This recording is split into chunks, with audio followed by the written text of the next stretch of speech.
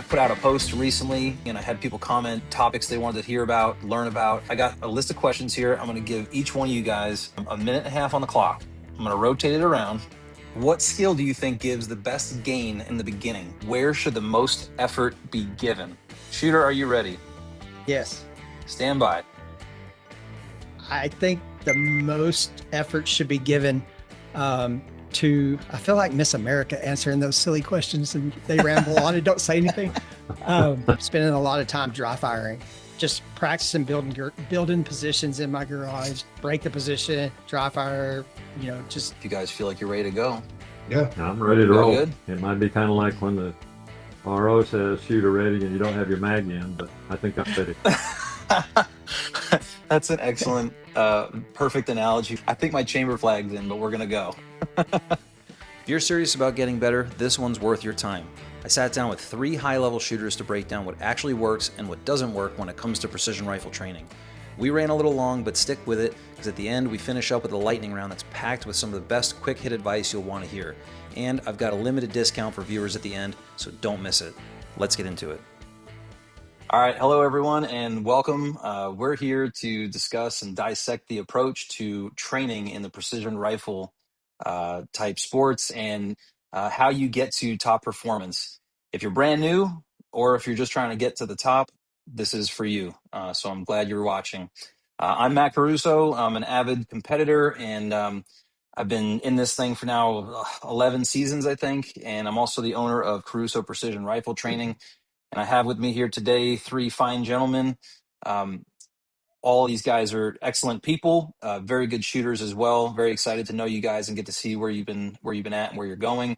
And they have put in the work on this topic. So I'm glad everyone's here. Welcome, and some quick introductions. I've got Mr. Mark Pease, Brandon Holland, and Dan Pfeiffer. How you guys doing tonight? Doing great. Doing great. They're good, Matt. Awesome. Yeah, glad to be here. This is definitely new for me, and been on a couple podcasts, but doing this, we're kind of breaking the ice on this together. So appreciate your help, guys. So I actually want to know right in the beginning here, do all 3 of you know each other or not quite? I don't know Mark, but I know Dan. Yeah, I And know you. both Brandon and Mark. All right. So I'm not the only common thread here. So Yeah. for those watching, myself, Dan, and Brandon, I think Dan, we're all from the North Texas area, and Mark, I Yep. believe you're from more South Texas by Houston, Navasota, right? Correct. And Brandon, Awesome. where are you from? You around the I'm Dallas from area or? I'm from Granbury, Texas. It's a town 30 Okay. miles southwest of Fort Worth. I'm lucky enough to be one of the few people that are really close to Gravestone. I didn't realize you Okay. were in Nice. Granbury. That is close. Yeah, Lipan is literally 15 miles away, Yeah, Mm. that's awesome. Yeah, nice. That which has been explains a a lot. pivotal. Yeah, it's been pivotal. Right after I think my third match, I started doing better and better and better. And Gage's dad, Richard Caples, said, "Where you train matters. Don't skip around. Like, since you found a good spot, stay there because where you train matters and you're in a really good spot." It was right when Gravestone first opened. I Okay. think I was maybe their 40 or 50th member or something really low like that. I was thinking maybe member number 1, but yeah. No, I do think that there were some people that slid in before me. Yeah, it's a great spot for sure. And I think just being in Texas in general, we're all pretty lucky. I think we have a lot at our fingertips as far as the sport's concerned. So um, definitely helps. There's some people in places that I don't know how they do it. They got to travel really far just to even shoot paper or, hit a match or something. But um, yeah, so anyway, I've had the honor of working with each one of you at some point. I think, Mark, me and you may have had 2 individual smaller sessions, I think, along the way. And yeah, Yep. and Dan and Brandon, we had class together at a couple of advanced classes over the last couple of years. And you guys are studs, in my opinion. This is what it's all about. You guys have come from somewhere, put in a lot of work, chased down the solutions you needed, and then you found the progress. And it's just been awesome watching you guys succeed and make your gains and get to those different milestones along the way. And it's just fun to watch. And I'm just happy to be friends with you guys and be part of it in some way. And I want to take the opportunity to also put a little disclaimer out there for people watching. I never want to take credit from anybody. I've been involved with these guys in a capacity of training and instruction, but there's just no doubt, if I had any impact on your trajectory, you guys are the powder, the fire, you have the energy to get on target. You guys are the ones doing the work. And I just hope that I had some influence on that along the way. So good job to you guys. And, that's how we get there. The main theme tonight basically is just about that journey. Okay. So, you know, the struggles, the plateaus, the solutions starting out, it's always a really steep learning curve getting into this thing. Um, Different training endeavors that you've participated in, not just with me, but whatever helped you out along the way. And then ultimately I want to know where you're going in 2026, what the goals are, what's your plan of attack, and just kind of work through some of those different things from each one of your perspectives. And a little about me. I've just been trying to transfer my knowledge. I've got 11 seasons now, or this is my 11th season, I think. And I've learned a lot of hard lessons, learned a lot of good lessons, learned a lot from other people. And I really like to pass that along to other people and just try to shorten the learning curve for everyone else. This has been a really awesome community group of people that I love being a part of. So, and it's always funny, we're in the sport competing against each other, but we like helping each other at the same time. Yeah, it really doesn't feel like a competition at times. You'll be shooting next to somebody that is literally second, and you'll be shooting right after somebody that is 142nd. And a lot of times their attitudes are exactly the same. Right. They're having a great time. And then we'll tell each other how to hit that target a little bit better, even though I'm trying to be there Yeah, at the same one's a little time. more stressed than the other one, but that comes without saying. Yeah. Yeah. So yeah, after 11 years, it's more than a quarter of my life. I can't believe how old that makes me feel just saying that, but I've been in this for a little while and I've made some good accomplishments. I've had almost, I don't know, 8 or 9 national wins. I won a finale in the PRS and podium finish in the AG Cup. That was a good milestone for me. I've been selected for the U.S. Precision Rifle Association World Team now for two of those events. So those are some pretty fun, exciting things that I've been able to accomplish. And I'm also a professional instructor in my career field. So putting all that together, I just really love to help people. And I've done these classes, different sizes for different level shooters at different stages. I've worked with you guys at different stages as well. And I just enjoyed teaching. So that's kind of a little background of where I'm coming from with this whole thing. Just a little bit more from me, and I'm going to open it up because I don't want to talk too much. But I called this the title for this class or this podcast. Just kind of pick the words out of air, but there's so many different ways we could word it. But I came up with beyond the class and turning ambition into victory. And I'm just trying to think about what that meant to me. But at the same time, this might be the first time you're hearing that title. But if any of you guys can speak to what you think that means to you, just as far as your journey and how that looks, other than a class, turning ambition into victory. Mark, you got anything on that? Any thoughts come to mind? Well, yeah, I think I'm gonna back up just a bit, Matt, because you don't know it. You probably don't even remember the match, and I think might have been my, I don't know, second or third one-day match out at Texas Precision. And I remember the stage, and I remember when it happened. But we were shooting out of the back of the bus, and wind was blowing pretty hard. Well, yeah, and this was shooting out of the back. I don't know if you remember when Prentice used to have that bus was pointed almost straight west. Anyway, you came out of there, and you dropped a couple shots. And again, when you're new, everybody tells you, "Oh yeah, tell everybody you're new, talk to people, etc., etc." But and maybe if you're a different personality than I am, I'm an engineer by background, so we're not the most gregarious people around. But maybe if you're a different personality, you do that. And I shot in a couple matches, and people would talk, but nobody that you sort of felt like they're going to put their arm around you and say, "Let me help you." But I remember you walking off the bus, and as I was getting on, you said, and I'd met you when we started the squad. You said, "Be sure to watch that grass right out by the tree line between the shots," because the wind was changing a little bit. And Matt, you probably said that to 150 or 200 shooters. But I remember that, and back to what you said about passing your knowledge and helping everybody, that made a real difference to me. And so, I wish I'd have started this when I was young like you guys, but I didn't. I started when I was 66. So victory may be different than how you guys are defining victory. But again, I think that because I'm an engineer, this is very it's very quantifiable. You can look at every match and you can look at what all the shooters have done and you can see just exactly how you're progressing. And I love that about it. And I've got a good friend that's he's my age and he's was a phenomenal golfer, you know, his whole life, but he played on the big tour way back in the late 70s and early 80s. And so he texts me about golf tournaments and I text him about PRS. And I won the senior division at some match, and I texted Mike, and I said, "Yeah," I said, "but it's just the senior division." And he texted back, and he said, "No matter what you do, excellence is respected everywhere." And I think for me, that's what it's about. It's about chasing excellence. Does that mean that I'm going to be, you know, win the golden bullet? Probably not. I'd love to do that, obviously, but I can Me measure if too. I'm getting better and improving, and that's what it's about to me is continuously improving. I like that. That's striving for excellence and settling, or I'm sorry, striving for perfection and settling for excellence is a saying that I've heard and used now a lot in my life. So I totally, I get that. I like that. And you two guys, anything else about the title? And you know, I'm not trying to make you think too hard about it. It was just more or less, just curious if it strikes any chord inside. Yeah, I think I came to this from hunting is what made me reach the level of finding PRS. I was looking for a way to be more proficient with a rifle.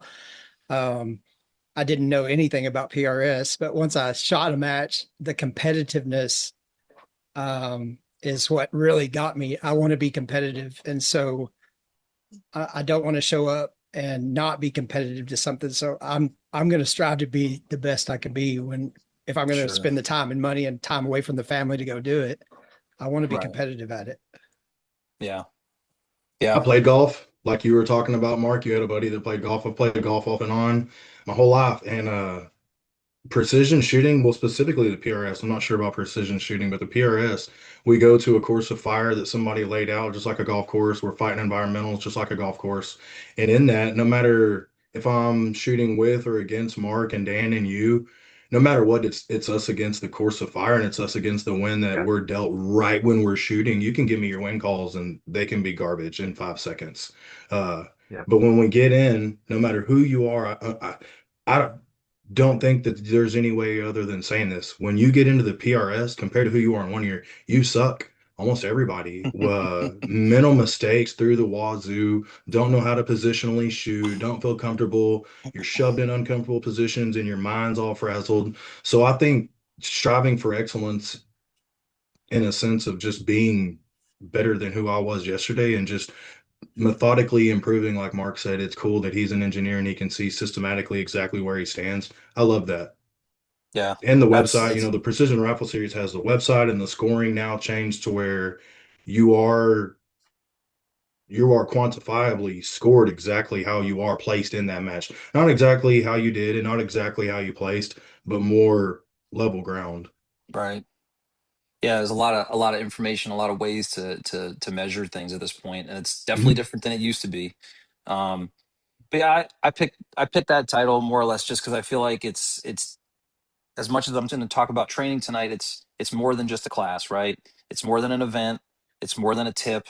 It's more than a little, training drill that anybody can give you. It's those are all puzzle pieces, but they're all part of a big puzzle, right? Um, so it's beyond the class. There's a lot of stuff that we do, and you need the drive, you need the energy, you got to put in the time, right? Again, like I keep saying, obviously you guys have done that. I think I've done that.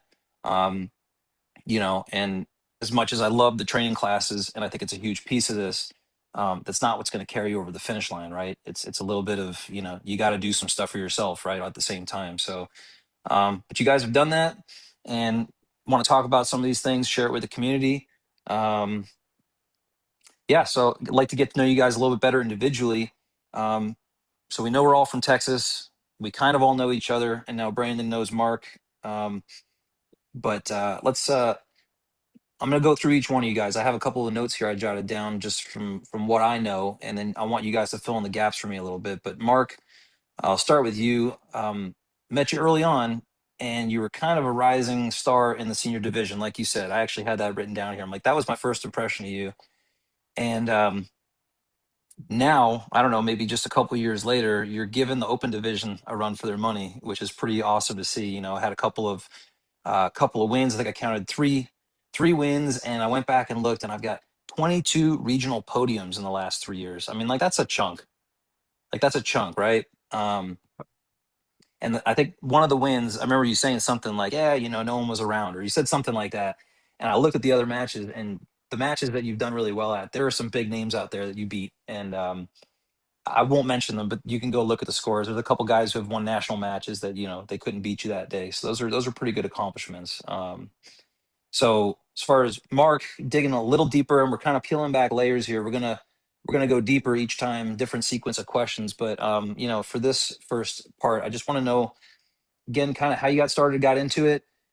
When did you realize you were good at this? Like, what how'd you go from discovery to like being all gun ho and wanting to just go after it? Well, I started a lot like Dan did, and living in on the north side of Houston to get ready to go hunting. I always sighted my hunting guns in, depending on what I was hunting, for 200 to 300 yards. I didn't even have a hunting gun with a turret.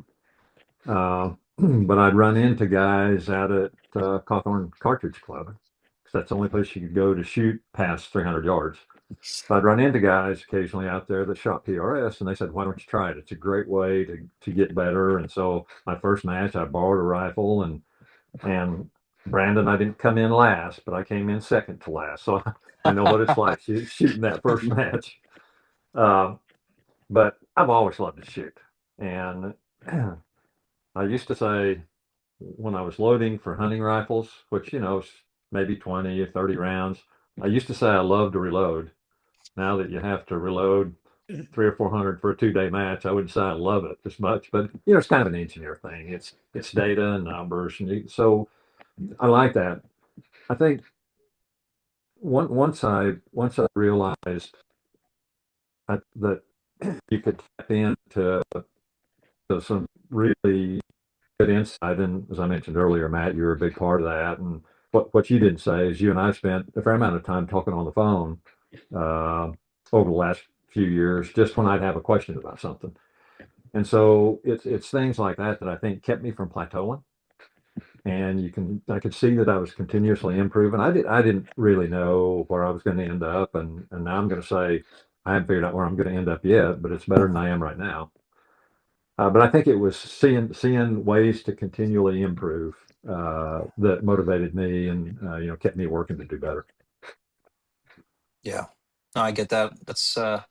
And that's funny. I definitely had my first match experience, and I won't forget that. And yeah, lots of phone calls with lots of people, and the other way around as well. You know, me asking the questions is part of. I'll back up, and that's part of one of the reasons I do this too. Is that I feel like I am a question guy. I was the kid in school. I raise my hand. They go, "Oh, again," you know. So I got a brain that wants to know, and I want to figure it out. And I don't like closed or open loops. So you know, when people have those questions, Yeah. I feel more compelled, maybe to try to help answer those questions. So. Um, yeah. So That, and what I'm sure about? you know the personal frustration of being on the other end of it. Yeah, absolutely. Yeah, the little background I'll say about actually where I'm going next about you know, formal training. I want to know, Mark, what else, you know, if you've done anything. But you know, I had this much formal training from somebody, and it was great, but it ran out of steam really quick, and I didn't really. I was kind of. I had a lot of good information and a lot of open loops and nobody to help close those loops, and I was like a lost puppy for several years, just trying to figure it out. Lucky I didn't, you know, blow my hand off or something, but still here. But So yeah. so So Matt, what you did you got? figure all those things out yourself? No, and that's no, I'm sorry, good point. The Eventually you meet enough people, you meet the right people, you ask those questions, and I think there's a lot of people who are scared to break through that little barrier, Yeah. especially, you know, guys don't want to look like they don't know where they're going. I don't need Yeah. directions. You know, I'm kind of, I don't know if I'm the only exception, but you know, I feel like I'm a bit of an exception to that. I have absolutely no shame in saying like, no, I need some help. Like I do not have the patience to run in circles. So you Yeah, know, I'm the exact same way, more so than not knowing where to go or what to do.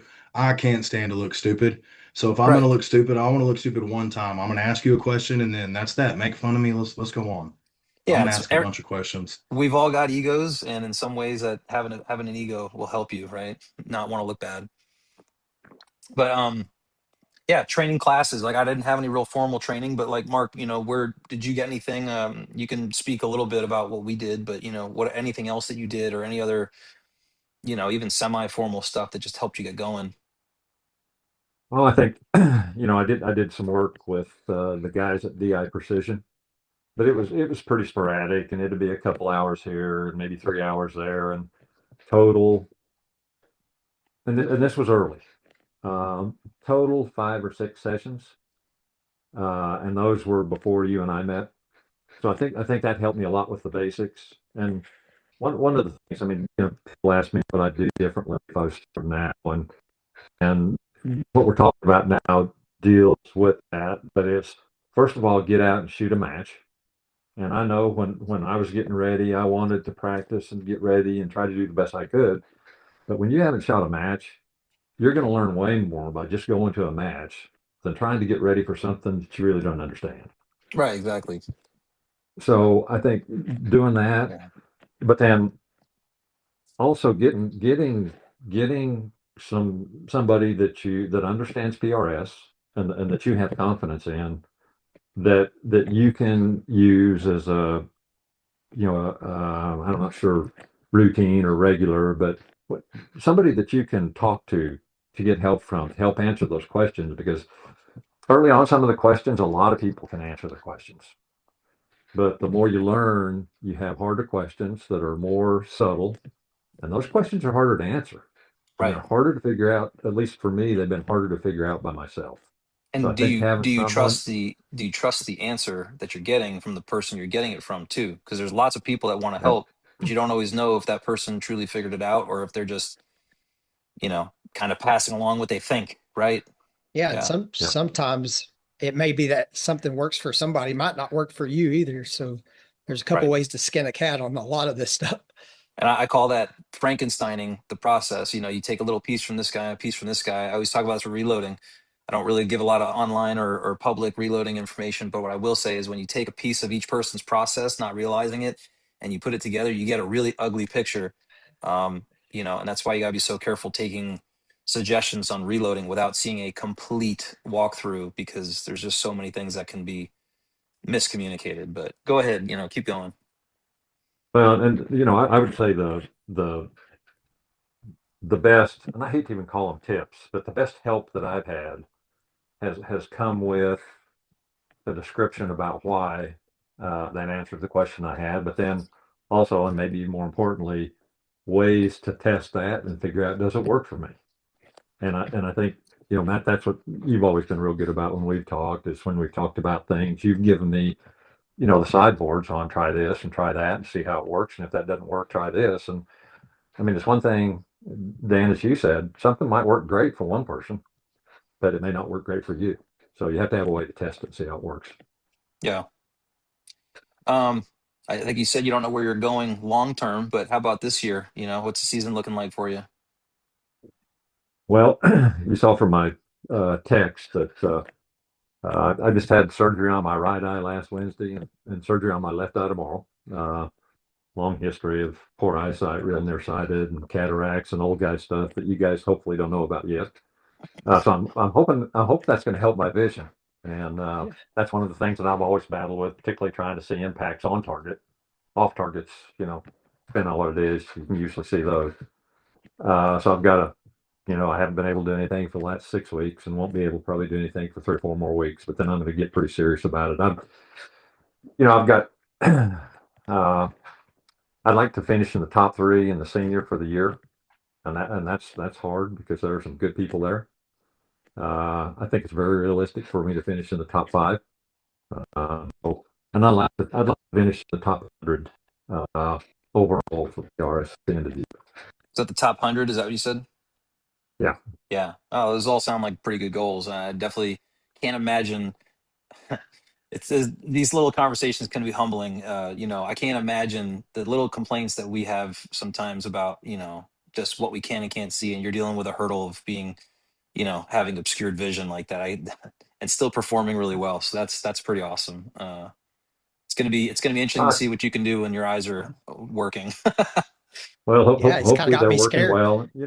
It's just an old guy thing though, and the good thing that goes along with that, you get to shoot in the senior category, man. I Like hope until a lot. I hope to make it that far and to still be healthy enough and that the sport's still trucking along like it is now. And I look forward to it. That's a little ways off, and I can only hope to be anywhere near where you're at when the time comes. Yeah, I'm pretty sure you will be. I hope I'm still around to see that, Matt. I'll try to I'll age a little faster. I'm working on it. Hitting top three and top five in our senior division is nothing to be frowned upon. I think our senior Mhm. division's about our top five shooters in the Yeah. PRS, top 5 or 10. Yeah, there's Talking several of about, them in there. Dale Rhodes and yeah. Rusty Rusty Ulmer Ulmer's in had No, there. 3 wins I there, was last year. So I was about to just keep going, but I stopped. Yeah, Ulmer's no doubt a heavyweight whenever you talk of anybody that's great in the PRS. Well, I've don't seen keep Rusty do, going. yeah. Don't keep listing too many names. Let's not discourage Mark. There's a lot out there, but I think you're right there. I mean, when I look at that, I really do see the progress, and I'll you know, say just to be yeah, shooting after that goal, you're going after excellence. You're striving for it right then and there. To be named with those people is you're in excellence. You're yeah. for sure. That's Well, a cool. Let's hellacious goal. Brandon, while you're warmed up, what about let's go through some of this with you here. I actually saved you for last in my plan here, but I'm going to talk about this. You went to Gravestone, from what I know. You got kind of set Yeah. up there, and I have you cracking into the top 10 within one of your first handful of club matches. And we're talking at Texas, new place where there's a lot of good shooters at these club matches. So that in and of itself is something I maybe didn't realize until I was doing a little research on your past. And then at the MPA Fall Shootout last year, fourth place podium finish, trophy, podium, huge. That's super cool for anybody. And you've kind of only been at this for about a year. Am I right about that? Yeah, January was 1 year of competing. So Yeah. I kind So of that's yeah. I'm that's I'm new to huge. all of it. Jake helped me with a rifle. I got a guy at Altus Shooting Solutions to build me a rifle after I heard about the PRS. Went out to Gravestone, didn't have a rifle. It showed up like a week later, and then Jake Graves, which is goodness gracious, one of the most amazing people I've ever met, kind of took me under his wing, gave me some advice, took some training with him, just because I don't come from a hunting background. I don't come from shooting sports. I literally bought a rifle the year before last. So when you talk about people that are new, I'm extremely new, even behind a rifle. Yeah. So I got some training with Jake, and then he told me, man, you got about everything I could teach you. Like we could tweak this or twerk that, but I think you should just take off. Just shooting my club match.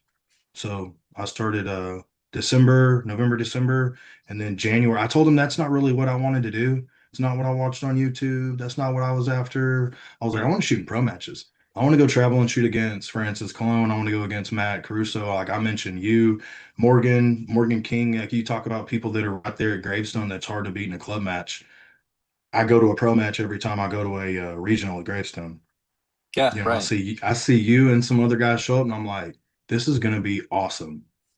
Yeah. There's that fire. There's that fire. Do you guys feel it? Yeah. Yeah, Yeah. you got that energy, that drive. And that's the thing is I'm looking at this and I'm going over a course of a year. Um, you know, you're kind of tracking to be, an epitome or like an example of what I think a lot of guys would want. I would love to have been in my first year and to have started performing that strong. So I'm really excited to see where you go, and I think you're going to keep making good strides. It's a good start, and you've already gotten. Just think about how many people have never gotten a trophy for a top five. I mean, there's a lot of trophy categories out there now, but a top five at a national level match, I don't care where you are, how hard it was, how easy it was.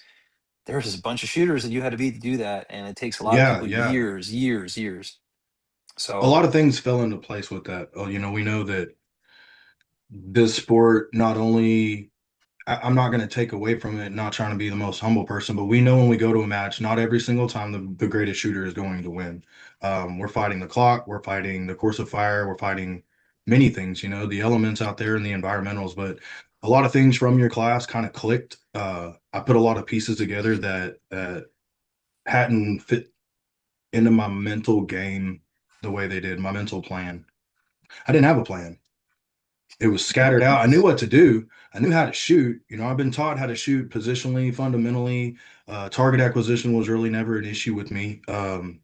When Jake, some of the things that he showed me. So just starting out, it wasn't too awful difficult. But when you have, I don't know, probably 20 things that are on when you first start and someone's giving you just a hair bit of training, you have like 20 things on your mind.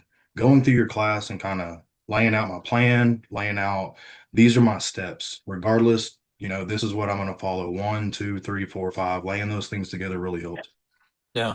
So yeah, so far I'm seeing a trend, and one of them is that you guys all have a faster trajectory of success than I did. Thank If you you. go back and look at, yeah, if you all go back and look at my stats, it took me years to kind of make my way, to get to anywhere where you guys are at. And so far, and I think I know where Dan's going to end up, but you guys had some good training along the way, and it's a little different. I will say, going back to That's when where I my thank you was, came from. When you said y'all are doing better starting out, I'm like, yeah, well, we're all here due oh to yeah, you.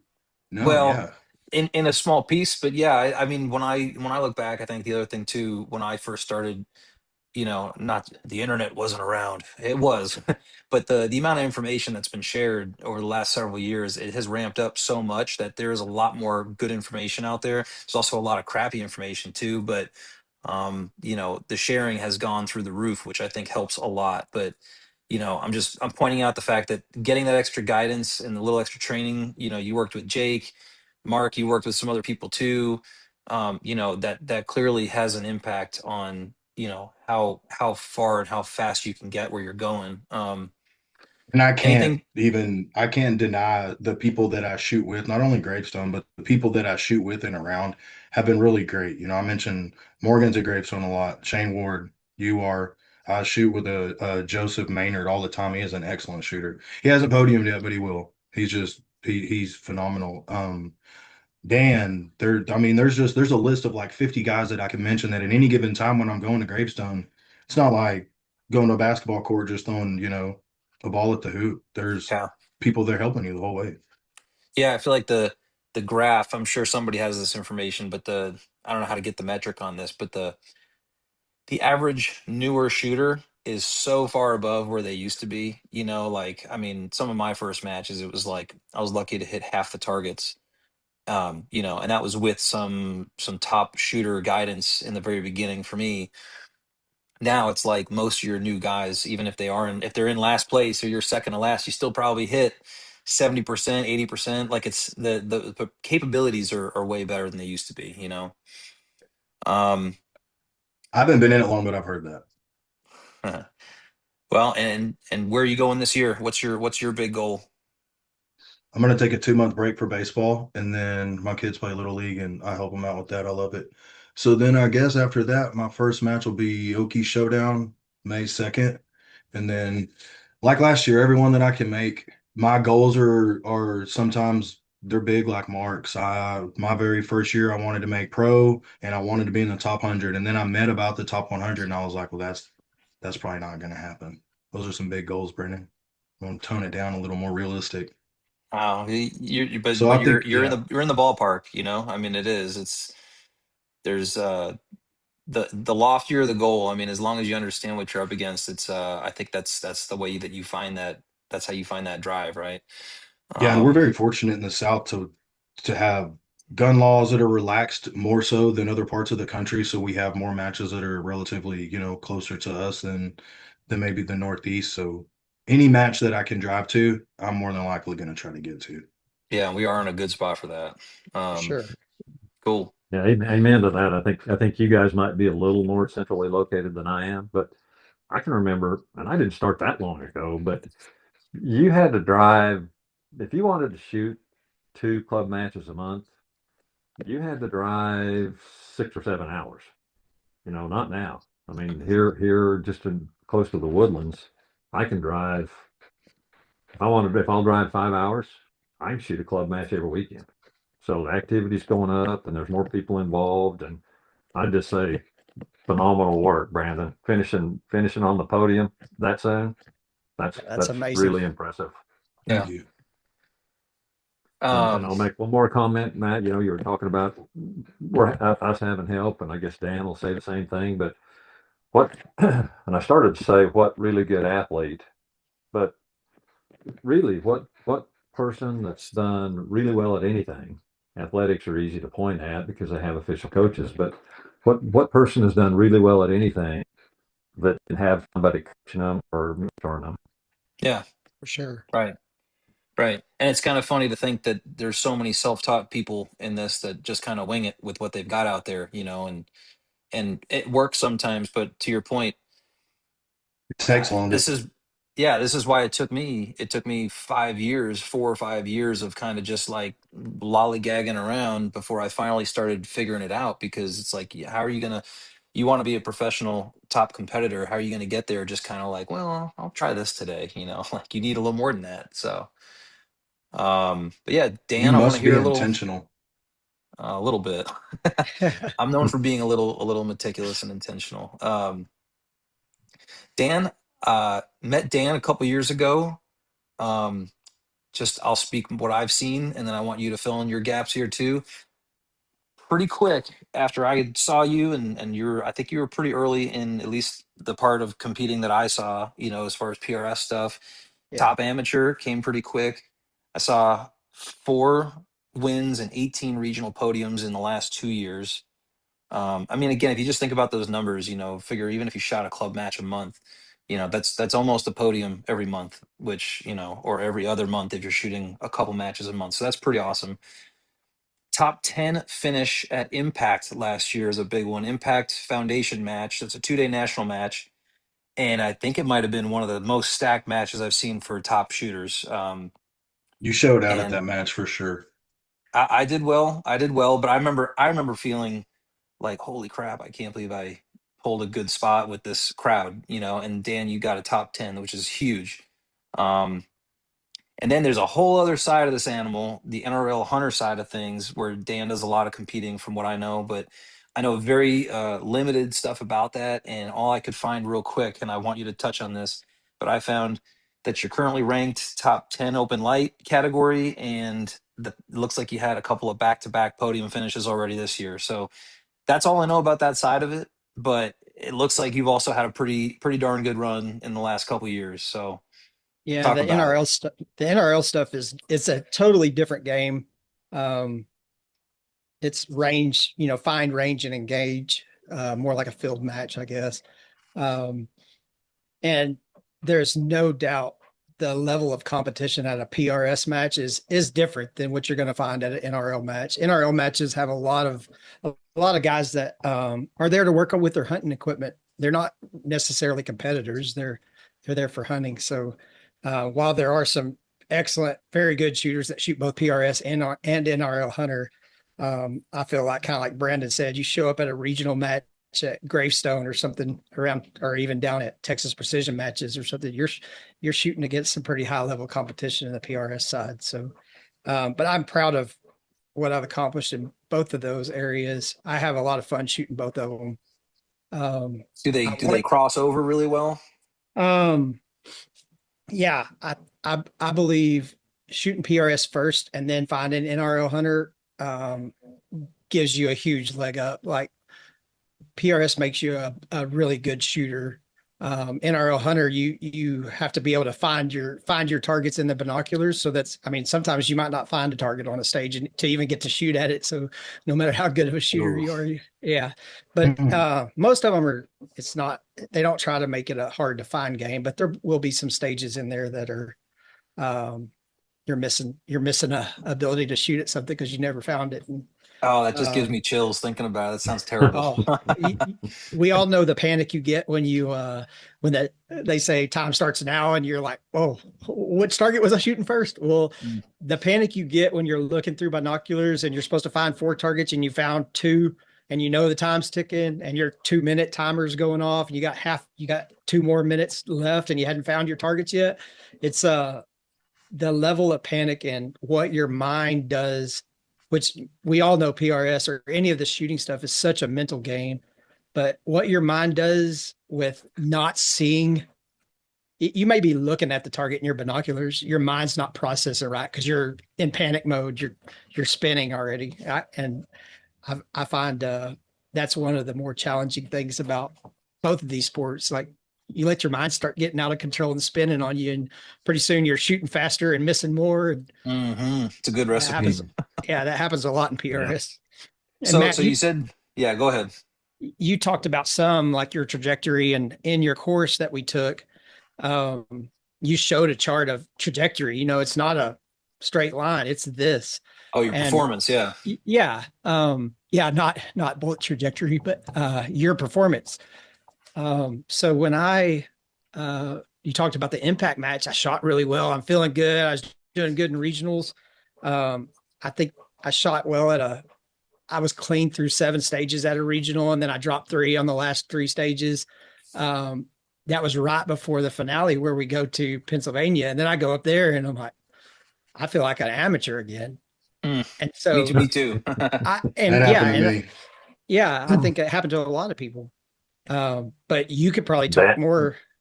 Yeah, you could probably talk more about how you handle those kind of things. But that was, where you feel like I've got this game figured out, and all of a sudden you're like, no, I ain't got it figured out. Yeah, we're gonna talk a little more about some of those moments for sure. Right.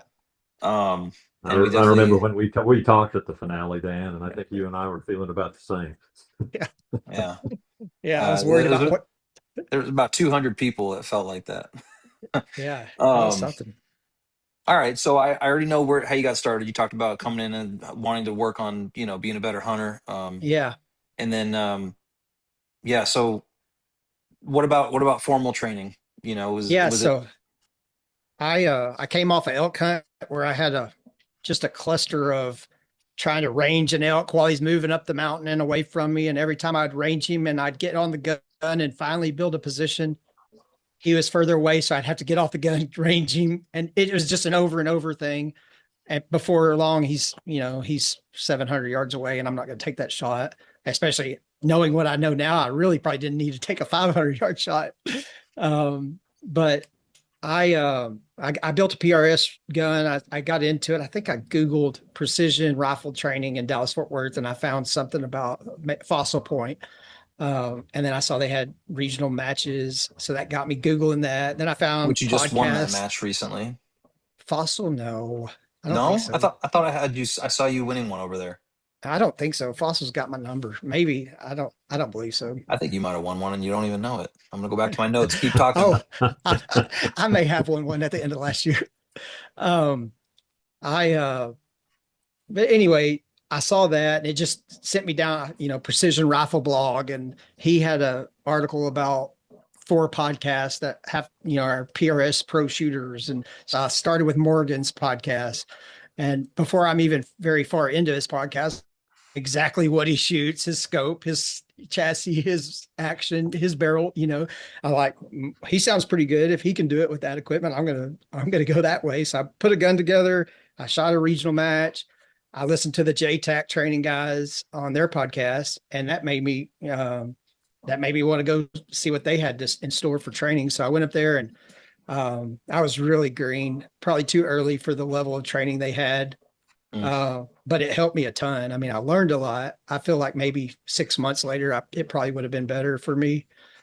Still great training. Anytime you can train with pro level guys, I say take it. You and I talked about that. I did some one-on-one training with Morgan, or like a half-day deal he did at Gravestone, and then I did your course. But and I would take training from all of them over and over and over again. And it may be more now where I would rather have individual instead of group or whatever, so I can work on what I need to work on, because I feel like I've got some of the basics down. But So you uh, had multiple formal training events in some way or another. yeah, yeah, Yeah. and I would highly recommend it. Yeah. Well, and that's what I see is I see a lot of people, and again, this is interesting to me because like I said, I kind of just roughed it. And if I could go back in time, I probably would have done that different. But there was maybe less options less knowledge about options if there were more options at the time. And I think I was living right there by K&M for several years, or the first couple years, and at the time, it just, money wasn't what it was now. A few years later, I'm doing better, but at the time, the course was just too much for me at that point. Again, though, if I knew what I was going to get out of it, I probably would have taken it.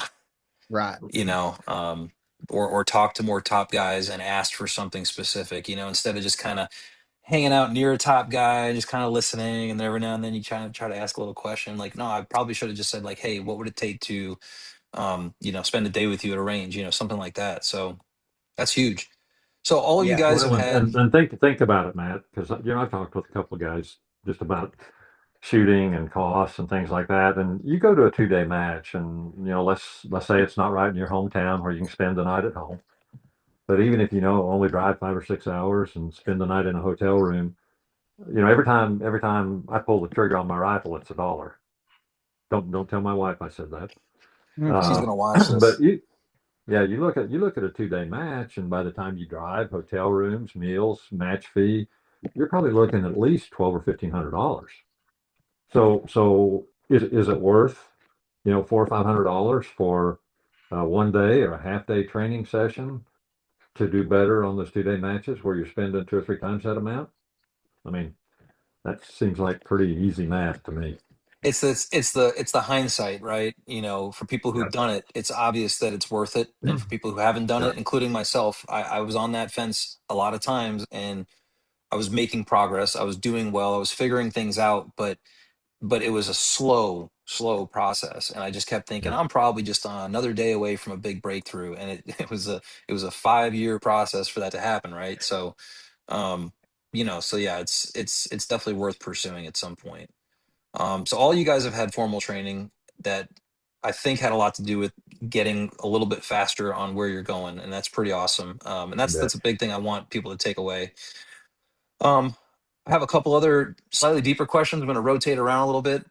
We'll try to keep these a little shorter, and then we're going to get into a totally different side. For anybody who's, we're probably at a halfway point here. Anybody who's watching this, coming up, we're going to do a lightning round where it's going to be some rapid fire questions, and it's going to be kind of interesting. So if you're feeling like you're wanting to click away, just kind of hang on. There's some more fun stuff coming up here in a second. But um, one big So thing you're I gonna want to, you're gonna yeah, put us on a clock and see if we panic, like. I'm not going to tell you yet. You got to walk up to it. You got to walk up blind like an NRL hunter stage. Yeah, He's going into this he's he's blind. gonna, he's going to say shooter ready, and he's going to beep us out if we don't get finished on time. Yeah. You might be onto something. Uh, But yeah, so what I want to hear from each one of you, I guess at this point, it's easy to talk about prior, but maybe just for a minute or so, try to keep it concise on some level. But what is your current struggle, and what are you trying to do from a training perspective to break through? Maybe Dan, if you're all warmed up, if you feel like you could speak on that. yeah, my current struggle or my current biggest weakness is still just seeing what I need to see on plate. You know, whether a lot of times I feel like I can see if it's rocking the plate a certain way, but I'm not seeing what I feel like you hear other people say they're seeing, and sometimes I don't even know if they're seeing what they say they're seeing. But We've talked I, about it. yeah, and some of it, I mean, I'm 51 years old, so like Mark, I don't have the youngest eyes, and um, I'm farsighted. I can't see anything close to me. So the turret, the scope, that's all a struggle. But I'm not saying that's why I can't see anything. I think some of it's just that mental thing we were talking about where I'm probably seeing it. I'm not processing it. Right. So what are you doing to work on that? Um, I well, I just switched over and started shooting a suppressor in training the other day, and just I would do one shot drills, get on it, get on the gun, build a position, and shoot, and try to see exactly, just I'm not worried about taking a second shot or moving to the next position. I'm going to see exactly what this shot does.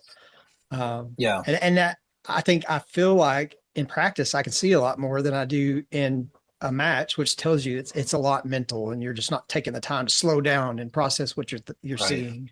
So if I were to try to put technical terms on this, which I'm kind of making this up, but what the word that came to my mind is the words are it's a drill with a short termination. Like there's a very specific thing that you're checking, and instead of, I think this is a thing, I'm kind of explaining this backwards out of my brain here, but I think a lot of people try to run too many things at once in some sort of a training drill. Or the idea is, well, if I can run a whole stage here in training, I can run a stage in a match. But sometimes it's better to just pinpoint one thing, shoot that one shot, spot it, and be done, and then reset and do it again. I really like that. So I mean, it's probably a good approach. There's, like you said earlier, more than one way to skin a cat, but um, that's probably a really good way to go. And you hesitated at first, and I was like, oh, he's going to say he's really not doing anything to fix it, and I was hoping to, maybe we're No, exposing some gaps. yeah, I do wish I lived closer to Gravestone like Brandon does, because I would love to get out there more often. It's just from Grapevine, it's an hour and a half, depending on traffic. But um, I heard Lipan's blowing up with new communities. So just kidding, I it's not. No, it's not. All right. Well, how about Brandon? What's your current struggle or plateau, and how are you working through it right now, training wise? My plateau. So Dan just talked about where he's at on plate. I can see where I'm at on plate for the most part. I shoot a 6.5 Creedmoor. So a lot of the time, unless it's a pretty small target, I'll rock it pretty hard. But it's also a bad thing because sometimes I'll hit them little guys a little too hard and I don't know where it is. But I just shot clays, laying down positional or laying down prone. Just got done with the whole day of positional. And I went into it not necessarily thinking like, oh, this is easy, because shooting with no berms behind me and all that, I don't think skyline shooting and all that's just the easiest, especially in Oklahoma wind. But missing, let's just say one of the targets, I forgot where I was. It was after a dual KYL. Wind picked up on me, full value, 14 miles an hour, 12 miles an hour, and it switched. And on my card, I had, I think, 3/10 left. I shoot and I see it clear as day. Hit 1.2 right, one somewhere right around 1 mil right. So you were close. That, yeah, buddy. So I shot it, and then here's my problem. I don't register that first one. I got to send 2 or 3 confirmation misses to the same damn spot before I'm like, would you please see that? You see that Oh, well, we and drilled do it. I know. something I know. about. We Oh, I drilled know. that. All right. So what are you Yeah, doing? What are you doing to fix it? we're gonna see because apparently at Clay's, I didn't do anything. I apparently would have been the just most awesome Marine you've ever seen because I will make a plan on that card, and by God, I'm gonna stick to that plan sometimes. It's what I know. You could rip it, it could fall off mid stage. I have those numbers memorized. I know what I'm doing. I know where the targets are. And sometimes when you're that methodical, when you've thought it out that much, even if you see the miss, and you don't believe it sometimes, You've lost or you'll lost the think, or flexibility. well, also, shanking one mil right when your call is 3/10 left. I thought an edge hit it. So, but the second and third one, there was berms. I watched it hit dirt and was just like, dude, do So are something. you are you are you currently planning or doing anything specific to change it, or have you not gotten there yet? No, I'm gonna do so. There's 3 drills, 3 or 4 drills that you taught us when I was in Georgia. Two of them take another person, like moving your turret. The problem is a lot of those drills are to help a shooter hone in on where they're missing. I can see it. That's not the problem. The problem is actually mentally taking the mental note and turning that into a physical moving over and Mm. squeezing the trigger. So for anybody who's listening, and maybe you need to hear it, not that this is the answer, but maybe this is part of the answer. I'll throw this out there as a little freebie for anybody, because this is a huge thing also that I see a lot, and I can make this mistake also 100 times. Usually, if you're seeing the miss but you're not making the correction, it's that you're mentally just stuck in too high of a gear. And that's Mhm. why a lot of people watch me when I'm Yeah. shooting, and I've heard people saying from behind me, like, "Does is everything okay? What's wrong? What's wrong?" Because I Is he will breathing? pause. I'll stop for 3 or 4 seconds sometimes, just think about what just happened, and then I'll move on to the next step. And maybe that helps on your next trip out. But that's a common thing, right? Okay, cool. Mark, how about you? I mean, other than shooting with two eye patches, what's your he's got bionic eyes now. He's going to be great. Yeah, well, I hope so. No, it's part of the same. And Brandon, don't feel bad. I think all of us, at least for me, a couple of years ago, I'd put 3 or 4 in the same spot, and I think it was that I wasn't 100% convinced that the bullet went where I was aiming. So I'm like, well, maybe I pulled the shot, maybe I wasn't steady, and it took me a while to get past that. And so now, I'm at least comfortable enough when I'm steady that if I don't hit the target and I can see it, I'll make the correction. But I'll say I have some of the same challenges that Dan does. Again, it's not. I mean, obviously there are stages where there's stuff behind the target that if you miss, you can't see it. But most places, if you miss the target, you'll see it somewhere, and I'll make those corrections.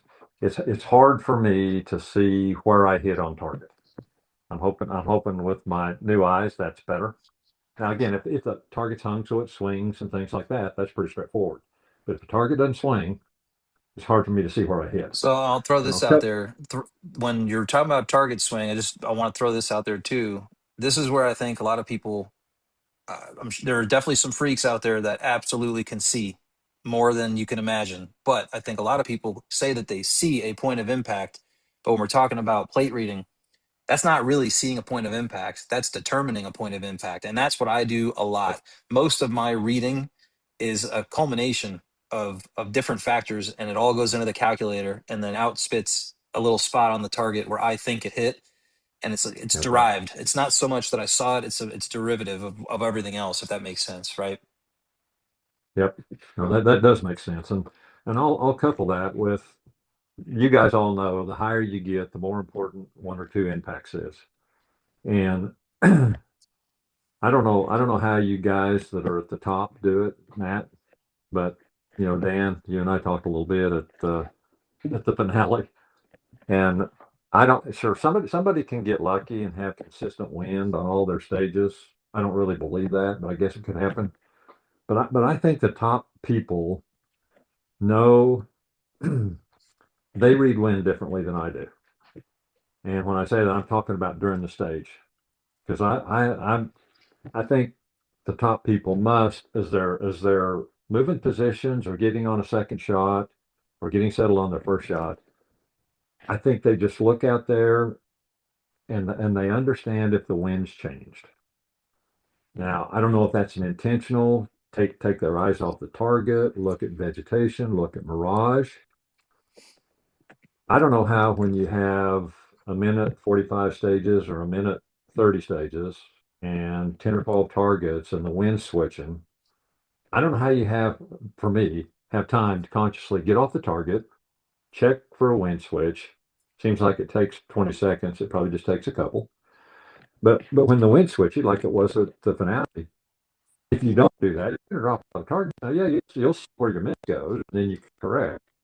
But if you do that, if you do very many of those, you're going to go way down the list. So, So so yeah. I think, Okay. I think if you ask me, it's trying to see impacts or maybe interpreting impacts, Matt. It's improving my efficiency, so I have more time to think about wind and maybe intentionally look at wind. And then 3, being able to understand wind better without. And remember when we first started, you had to intentionally set your bag down. You had to intentionally set where you're going to set it, how you're going to set it, and it was, I mean, you had to focus on that. Well, that's kind of where I am with wind now, and I'm hoping that at some point I get enough experience that Yeah. wind comes more natural, like putting the bag down. all But those I all don't those know. little other pieces start to become like breathing, and then your focus Yep. can be on something else. And I'll Yep. say, out of the three things that you guys have done with me, I'd say, Mark, you probably didn't get the same experience as the two guys in the advanced class. We did cover some of that, and I don't know if you guys remember it or not, but Mhm. there's definitely some things I know that you and I didn't talk about, Mark. But again, I'll throw another one out there for anybody listening. If you have the capacity on the clock, you could be looking for wind indicators, but the bigger piece to that, for me, is planning. We do have a little bit of time, at least in this competition in the PRS that I do, that where I have time to look and spot and study the area. And if you are just going cold into something, I think it's definitely harder. But if you've been studying the area, you can find areas, wind indicators, mirage, different ways that you can find something, even if it's not near the target. I have buried myself on target and position, felt low confidence, broke 20, 30 degrees away to some object that I knew would give me a good call, took an extra few seconds, and then came back. And that whole 5 or 6 seconds seems like an eternity, and then it's worth it. Yeah. So it's a matter of I've shot a capacity, target right? to do that. I've not pulled off. I've actually on a KYL on the fourth one when I got off. I got off and hit the third. I went right back to the big one, hit the big one so I could see exactly where I was, and then went 4 or 5 and finish it up. But I would have Right. dropped the last 4. Yeah. Sacrificial round is always Yep. an option. It's just That's exactly yeah. if you're willing to dump 1 point in that pursuit, or if you want to take a few more seconds and maybe get that point, but every situation is a little different, right? So shifting one more time here, talking about the class that I've done with you guys, and then Mark, your experience. I just want to highlight a little bit, for people who are out there. And again, this isn't just about my training, but these are some qualities I think might, I wouldn't do them if I didn't think these things that I try to incorporate in my training weren't good. So if you're out there looking for training, either with me or somewhere else, I try to get information from the shooters ahead of time, and try to tailor your experience. So, Dan and Brandon both took my advanced competitor class. You both probably had a lot of overlapping topics, because typically we just all of us just agreed that spotting is a challenge. Well, yeah, no, no, you know what? Of course it is. So there's a lot of overlapping stuff, but when I see a trend from one thing to another, I will change how much I'm putting emphasis in different topics, try to make it a little more specific for that class. I try to bring in another instructor, somebody who's experienced, someone who can communicate pretty well, at least. And I actually like getting somebody who's not like me. I've done classes with Keith, done classes with Dale. Um, we have different approaches to stuff, and that's great. You should be able to get different flavors. My way isn't the only way, right? And like Mark said, Mark, you're what, like 6'5", uh, you know, Yep. and you got a couple decades on me maybe, and so you and me are different shape, different vision, different everything. Like there's not a one size fits all for everything, right? Um, I try to break up the range time, try to break up the classroom time. More rounds isn't always better, but sleeping in class it's not the answer either, right? And just clear communication and answers. I try not to say things that I don't know. Draw a line. If I don't know it, I'll admit it, and try to give answers that are detailed. Guys at this level, you guys, you're so hungry for this stuff and you're so full of energy. You don't want to be told, just do it because, or because that's just how it works. You want more than that, I think. So I try to do that. And anyway, so that's kind of a little bit about how I run my classes. And I know you guys took training with me.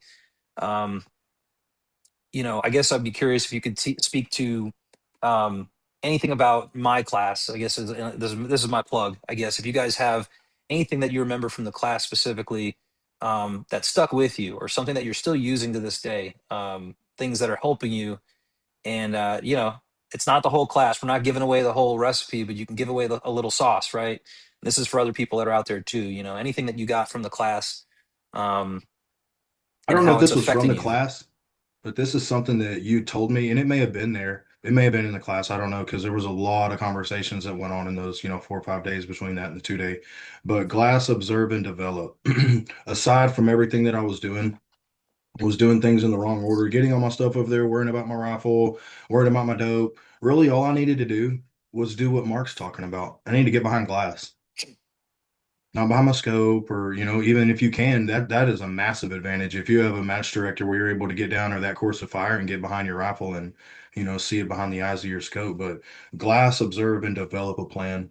Get behind your glass, observe all the shrubs, vegetation, the people, the previous shooters, what they do on a crazy prop, observe what they do and then develop your plan based off of that.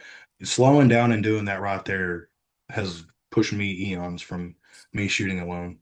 Yeah, that is in the class. That's I love that. Um, yeah, it's just how to focus, right? Because Yeah. another big question we're going to get to, some people ask, all the time, is how do you stay focused across 2 days? And it's really 3 days, because it's usually a train up day. And then if you think about it, you were probably on the road the really Yeah. first day, so that's Thursday. So now you're talking Yep. like 4 days of energy and depletion and trying to be focused. So um, okay, Dan, you got anything that rings a bell or still helps you today? I have a couple of techniques that you taught us in your course that I'm not sharing on here, and I haven't shared with anyone else. Like I Um, said, you can give away a little sauce without giving away the whole recipe. yeah, there's some positional techniques you taught on a wobbly prop and also using tripod rear that I use every single time I'm on a wobbly prop or using tripod rear. So go see Matt for his course to get those because I think about them every time. But I also have the little Oh, Got that I love too. how I love how you just presented that It and had just that. slides up out of nowhere. this Yeah. this thing. You know how you talked about when you started, there wasn't a lot of information. You kind of wondered through the process. If somebody takes a course and you get this in the beginning, it's like I looked through it again today just to refresh my memory, and I was like, oh, I forgot about that. But there's a lot of stuff in here that if you spent an hour or two when you're new learning this stuff, you're so far ahead. It's pretty good little handbook you put together. That's awesome to see you have that. I was thinking about mentioning it, I totally forgot, but I do give out some training materials because I do think that it's really hard to recall everything that you just I did in have 2 days. this quick reference card. You can't see it really well, but Yep. has a Yeah. compass rose and everything on the back. And I have that Yep. pamphlet that Dan just showed. But how methodical you are being a pilot, that was one of the reasons I wanted to take your class. I managed drilling rigs. I was shoot at the hip, played in the oil field my entire working career. And you fly planes. So you would think the oil field would be more methodical, but it is more wildcatting. But you have a checklist as a pilot. I'm going to do this, this, and this to ensure that, everyone's safe. So I figured your class would be a lot more put together than I would, and my brain was. And that helped me out, like slowing down and putting things without Yeah. giving away anything, but the resources you give us when we go to your class, I look at those there's not been 1 2 day, hand to God, not 1 2 day or any of these regionals that I haven't looked over those materials. That's great to hear. That's awesome. And Mark, I don't know, you and I did some work maybe a couple of years ago before some of this was out. Did I ever get you anything like that? You got me. I think you've just done those handbooks, and I probably should have had it here, Matt. But the reason I don't is because it's in my shooting bag that I take to the range There we with me go. every time I go. Perfect. So, and Can't get no Dan, better. just like you No, said, no I'm apology looking through necessary. that all the time, and I think there's a you see a lot of people. I mean, how many guys do you know that are pilots that are involved in PRS? It's a good Bunch. And chunk. Four, I know several. Yeah. And five. so, it's that whole deal of having a process that's leads you to method that works and that's precise. And I think that's a lot of what we do. Yeah. Uh, one of the ones that I'll share, and then I'm going to call Dan as soon as we get off this, get to other things that I didn't get. Of course, he did. Bubbly pops. But one of the things that I use a lot, and I've talked to some people that when you talk to them, I didn't know them real well, but people that were decent shooters, and but I was learning. I was still in the real steep learning curve mode when you and I met for that day, Matt. And we were talking about Mirage, and I battled seeing Mirage. I mean, there are certain areas that it was really easy to see, but you and I were talking about wind direction, and we were at Fossil Point, and you said, no, no. I was saying, well, the wind's from, I'm going to say 9 o'clock. And you said, I'm not really seeing, I'm sort of seeing it at 7. And I said, where are you seeing that? And you said, look, turn your spot and scope and turn your spot and scope until the mirage is boiling. And I had never done that. And I talked to a lot of people now today that like, oh, I never did that. Is that how you tell which direction the wind's blowing? And that one's been a really good one for me. I get a lot of looks when people are like, "What What's are Yeah, you he me looking looking too. at? at? The targets are that Yeah, way. What are you doing?" And Yeah. I'm looking at the I parking get That, that lot. same stuff. Yeah. Yeah, that's that's usually how good. the conversation starts. They'll ask me, why are you looking over there? And I said, well, I'm looking for where the mirage is boiling. And they're like, Neighbor's got a what? barn with an American flag. Don't you see it?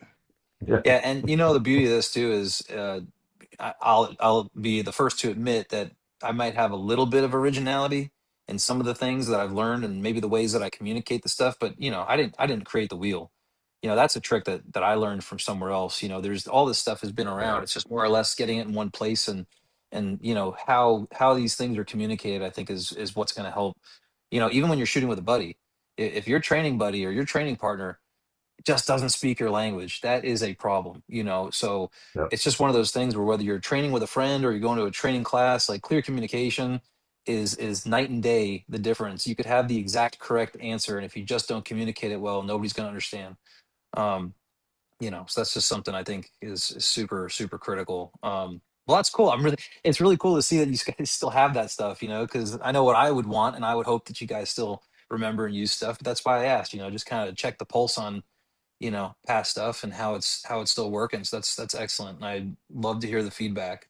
Um, a little plug here before we get to the lightning round for anybody who hasn't done the class, and these guys, former students, usually get a really nice discount. I got you guys set up with the online virtual instructor program course. This is kind of a new thing I just put out because I can't put on enough classes for the different areas throughout the country. People want me to go to a lot of different places, and I hope to start checking those boxes. But in the meantime, trying to do some online stuff that would be cheaper, easier, more material at the end of the day. The program that you guys have access to right now is the core skills, and that's basically from beginner to, let's call it, mid-pack shooters.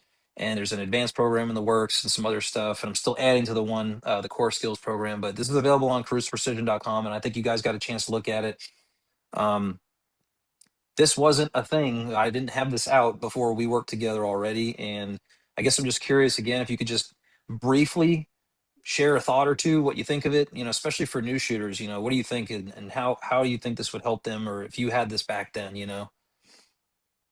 So I watched a good amount of them today. For one, being that's when I had time to, I wanted it fresh on my mind whenever we did the podcast or even sat down and you asked me about it.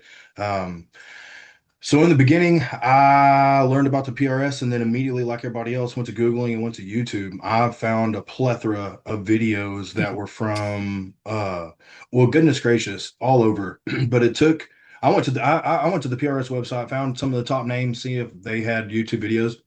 I went this way, that way, this way, that way, all kinds of different directions to find some information. Hours and hours and hours, and then a whole bunch of it was useless. I ran upon Area 419. Craig has a video showing his positional shooting. That was pretty cool. I watched that. I watched one or two videos by Francis Clone, but I would say all in all, I spent probably a day, throughout the course of a couple of weeks watching videos. Your course had every bit of that in one little spot. That was the goal. That was the goal. Yeah, it's not like there's a table of contents and it's click this and get that. It's not like, Matt Caruso's AI of PRS shooting, but it's all there, from safety, from Maybe real world that's coming next. practicality. Oh, I don't know. I'm But not no, I caught up on appreciate the AI too time. much yet. It took a lot of time. It took a lot of time. It took a lot of effort. And I think that it's neat to have all that in one little spot. Yeah, cool. I Cool. didn't Yeah, realize. I haven't been through it all, Matt, but I've been through, I think, 8 or 9 of them now. And I would say if there's anybody that has a question about how thorough and meticulous you are about things, they need to go watch one of those videos. Yeah. And I mean, it's just for a new shooter, if they would, and maybe that's a little bit like somebody trying to convince me that I ought to shoot a match and still learn more about it. But if you get a new shooter to sit down and watch all of those and write their questions down as they're going through, that would put them light years ahead of trying to figure that out on a Yeah. YouTube by YouTube basis, like you were talking about, Brandon, or doing it on their own. I mean, Well, I one thing thought they that were excellent. you did something different than most people don't do. You did the why. I don't want to, you can tell me exactly what to do and I will do it. And that's great. But I want to know why. If I know why, then I can figure out my how, my what, Yeah. my where, what works for me. So without giving out too much information, you go into a kneeling, you're on a culvert and you're like, well, this is how I want to approach this. This is kneeling. This is double kneeling. Leaning in more does this. If you do this, your belly hits your leg and you move your reticle. You showed why.